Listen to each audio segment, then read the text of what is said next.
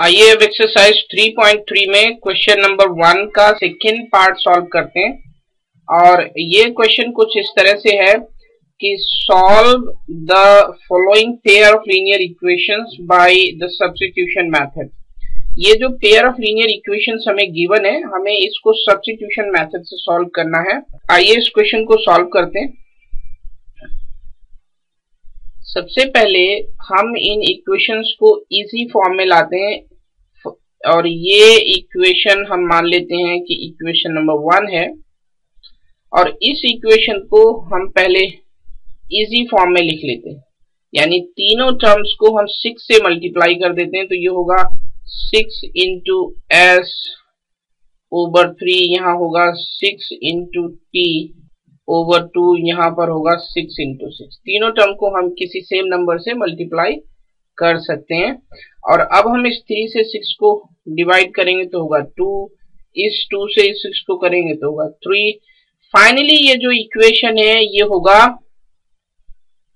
2s plus 3t is equal to 36।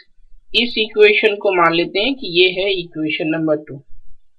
और अब हम सब्स्टिट्यूशन मेथड का इस्तेमाल करके इन दोनों इक्वेशंस को सॉल्व करेंगे।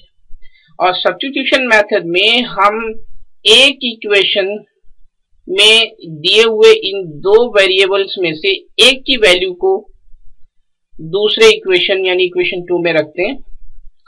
तो यहां पे हम लिखेंगे फ्रॉम इक्वेशन नंबर 1, आप 2 से भी स्टार्ट कर सकते हैं।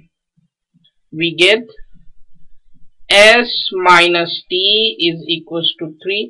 अगर हम s की वैल्यू कैलकुलेट करेंगे तो ये होगा 3 प्लस t। अब हमने s की वैल्यू को t की टर्म्स में लिख लिया और इस वैल्यू को हम इक्वेशन 2 में पुट करेंगे s की जगह पर। यही सब्स्टिट्यूशन मेथड है, पुटिंग इन इक्वेशन नंबर 2। और इक्वेशन 2 है 2s, s की वैल्यू है 3 प्लस t, यहां पर है 3t और यहाँ है 36। फाइनली इसको सॉल्व करेंगे तो ये होगा 6 plus 2t plus 3t equals to 36, यानी 5t is equals to 36 minus 6 means 30। 5t means 30, this means t is equals to 6। और अब इस t की वैल्यू को हम इक्वेशन नंबर 1 में रखेंगे जिससे कि हमें s की वैल्यू मिल सके। So putting in equation number 1 and what we get s minus 6 equals to 3. This means s is equals to 9.